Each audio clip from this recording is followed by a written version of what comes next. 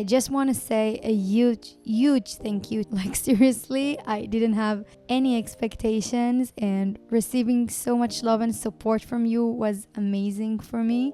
Again, thank you so much. And yeah, I hope you will enjoy the video.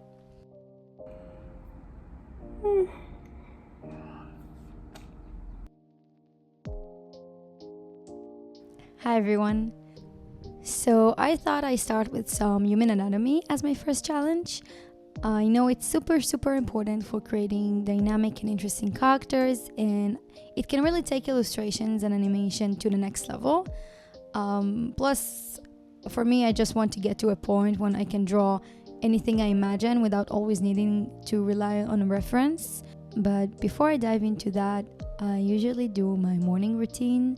I know it seems very much overhyped and most people can't hear the words morning routine anymore, and I get that.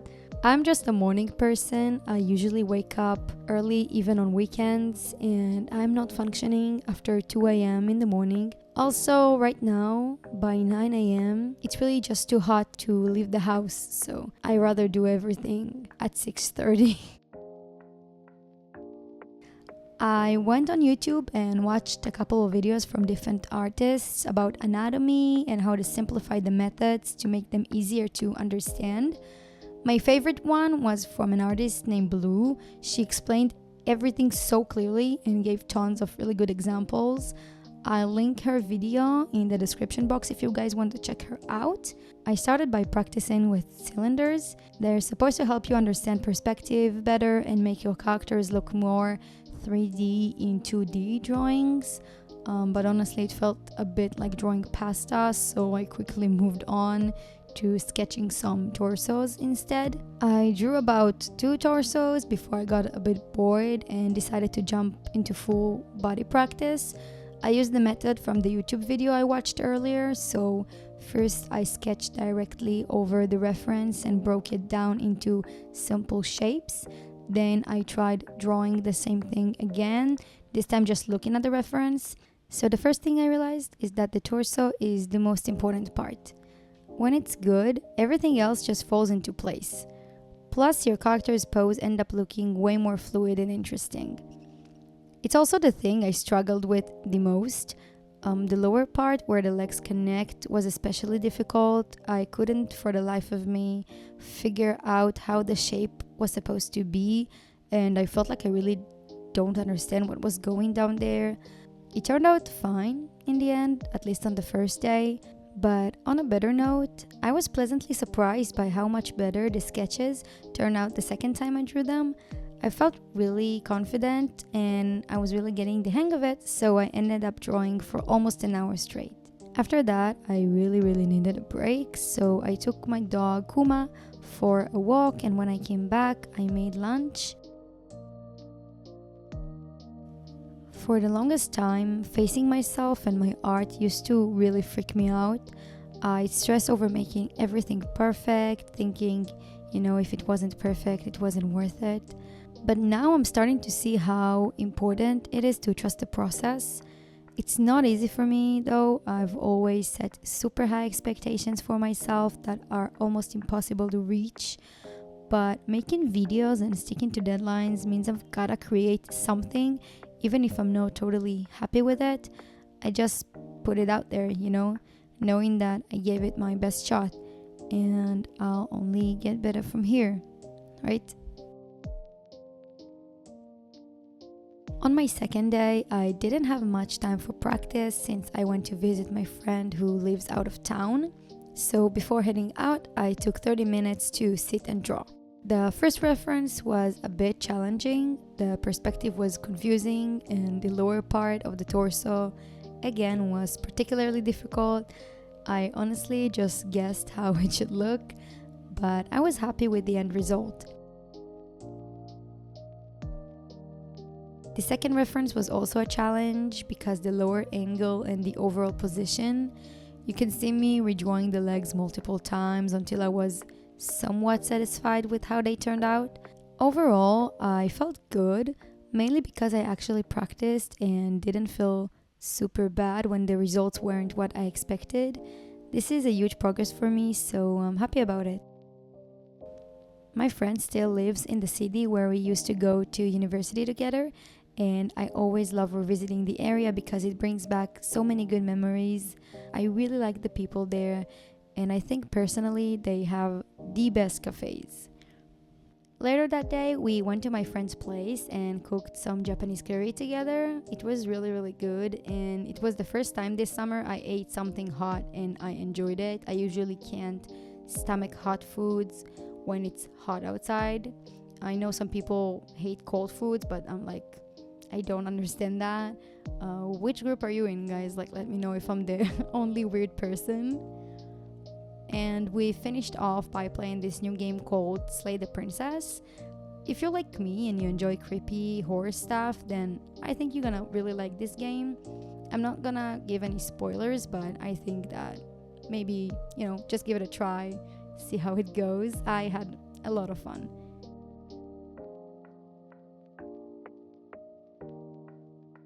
I woke up that day not feeling so great. I had a lot of thoughts about the choices I've made and whether or not I chose the right path. What I usually do to help with those thoughts is writing them down in my journal. That way I can go back and remind myself of my successes and also the things I want to improve in myself. It really helps me to clean my head and gives me a more rational view of my life.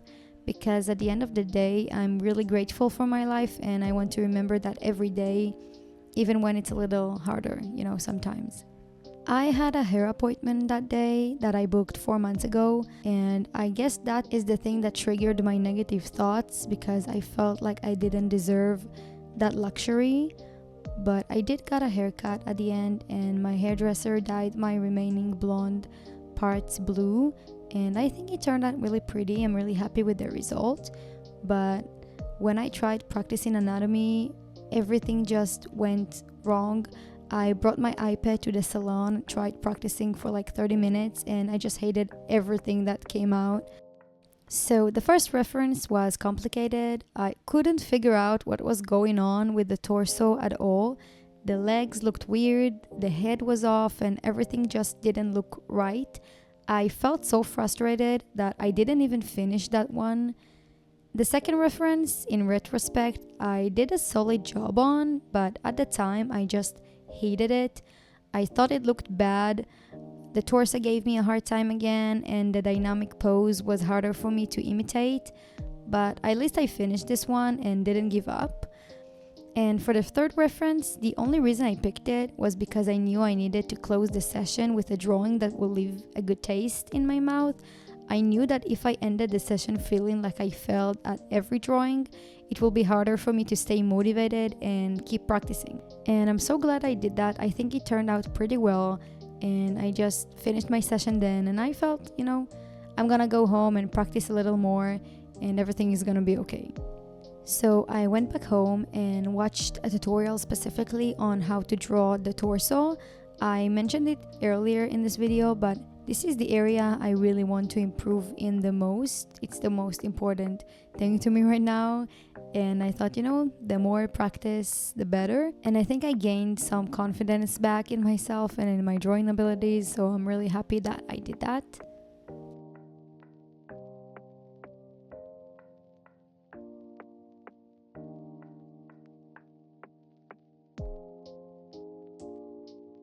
The next day, we had some really exciting plans, and I woke up early because I wanted to watch some more tutorials before heading out. Our friends recently opened an antique second-hand anime and gaming shop, which is so cool, and they let me bring anything I made to display there. Before I started animation school, I used to draw only on paper with Copic markers and colored pencils. And I used to play League of Legends for years, and I really love the splash arts for their skins. So I used to draw almost identical versions of my favorite skins on paper. So I'm a bit conflicted because on one hand, I really hope someone buys my drawings. It will make me very happy, and I think it's the best pride any artist can take in their work to know that something you created is decorating someone's home and bringing them joy. On the other hand, those pieces holding a really special place in my heart, and seeing them go makes me a bit sad. Even though they aren't my original creations, I worked hard on those drawings and I feel a sense of accomplishment for making them. So I really hope they'll find a good home, and if not, I'll just gladly take them back and decorate my own workspace.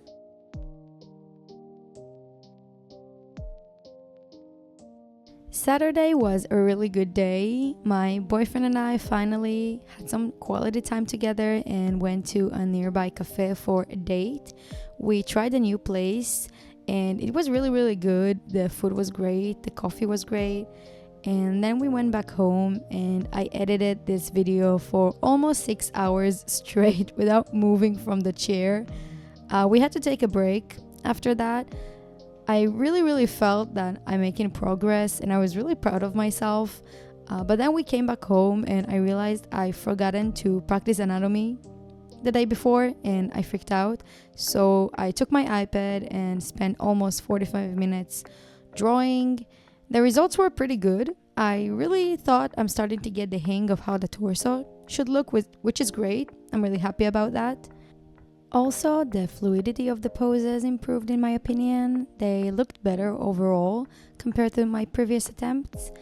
In the end, I even tried 2 different methods for anatomy practice that I never tried before. I'm not sure if I did them right, but I tried and that's all that matters.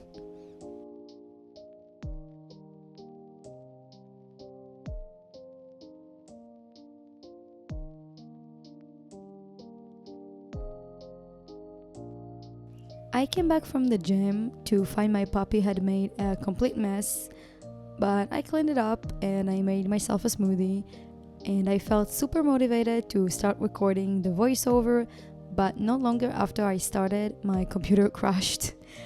I was so annoyed and worried something might have been deleted, but thankfully everything was fine. In the end, I finished recording and went to look for references to practice on. I thought I'm choosing something easy, but it turned out to be more challenging than I thought. And I noticed I have a lot of negative thoughts about my life that day. I felt pretty down. So I went to visit one of my friends and we talked about it. Our conversation really opened my eyes to how much I talk negatively to myself and how much it affects me, and I don't even notice it. Thanks to that talk that we had, I tried again to push myself and talk with previous clients, but I failed, and that led me to create the previous video I uploaded. If you guys want to check it out, I'll be very happy. I'll put a link in the description box below. It perfectly just sums up the way I felt about myself and about my art and how I got over it in a sense. So yeah.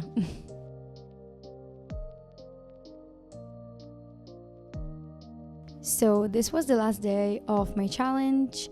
I actually spent most of it working on the short video I just mentioned, and I only practiced after I finished filming and editing everything. I was really nervous about uploading it, but I felt it was important to create something that resonated with how I truly felt. So I thought, the vlog can wait.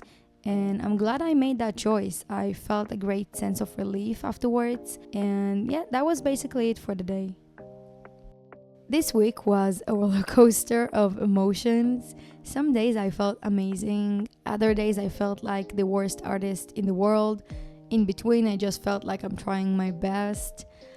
I've come to realize how crucial daily practice is for my success, and how projects like this give me direction and basically a reason to wake up every morning.